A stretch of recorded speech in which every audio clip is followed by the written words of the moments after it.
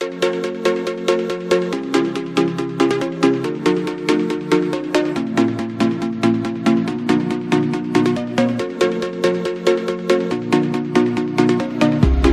hãy chờ đợi anh nhé, anh sẽ bay về ngày xuân. Anh sẽ lau giọt nước mắt bao nhiêu ngày qua em đã khóc sưng lên kia. Anh sẽ ôm em thật chặt cho đến khi nào em ngủ say. Anh xin hứa sẽ không bỏ mặc em nữa đâu. Thế giới này thật nhỏ bé, ta sinh ra để dành cho nhau. Thời gian sau ngày chia ly chẳng thể mà phai những ký ức ngọt ngào. Sẽ làm đôi ta yêu thêm say đắm hơn xưa rất nhiều. Tình yêu anh trao em rộng lớn, nhiều hơn bao ánh sao đêm vẫn mãi sống đời.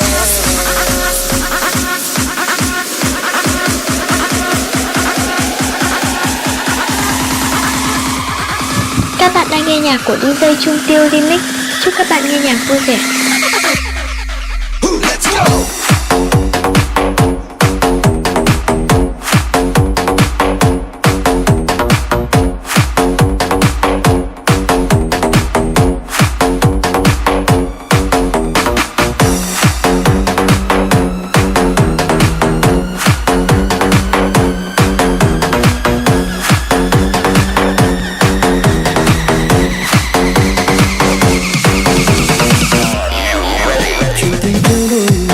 Trong bao ngày như trong mơ, nếu phải có ngày một trong hai ta buông tay anh cũng không bất ngờ.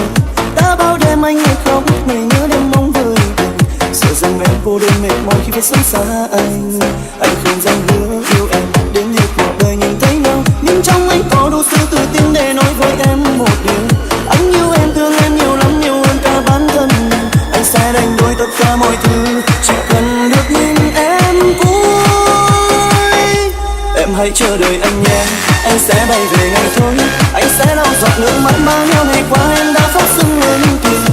Anh sẽ ôm em thật chặt cho đến khi nào em ngủ say. Anh xin hứa sẽ không bỏ mặc em nữa đâu. Thế giới này thật nhỏ bé, ta sinh ra để dành cho nhau. Thời gian sau ngày chia ly chẳng thể mà phá anh những ký ức ngọt ngào. Sẽ làm đôi ta yêu thêm say đắm hơn xưa rất nhiều. Tình yêu anh trao em rộng lớn, nhiều hơn bao ánh sao đêm vẫn mãi sống đời.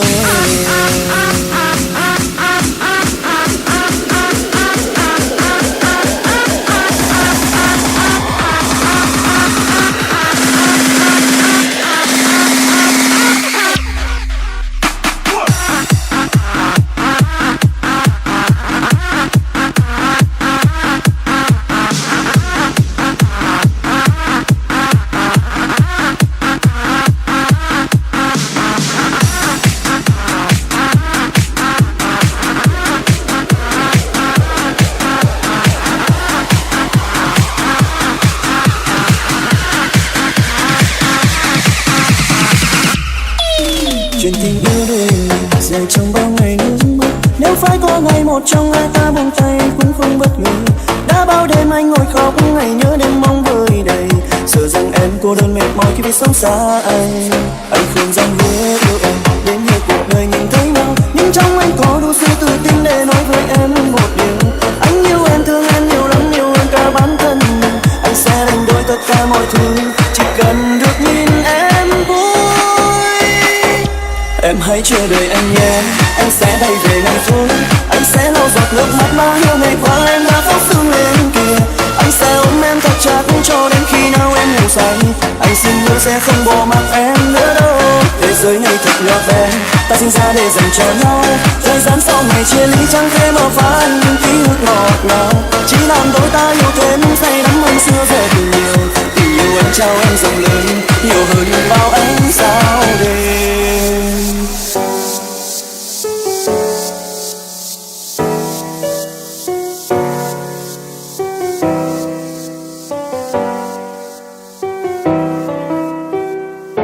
Em hãy chờ đợi anh nhé, anh sẽ bay về ngày thôi. Anh sẽ lau giọt nước mắt bao nhiêu ngày qua em đã khóc sưng lên kia. Anh sẽ ôm em thật chặt cho đến khi nào em ngủ say. Anh xin hứa sẽ không bỏ mặc em nữa đâu. Thế giới này thật nhỏ bé, ta sinh ra để dành cho nhau. Thời gian sau ngày chia ly chẳng thể mà phá những ký ức ngọt ngào. Chỉ làm đôi ta yêu thêm say đắm hơn xưa rất nhiều. Tình yêu anh trao em rộng lớn, nhiều hơn bao ánh sao đêm.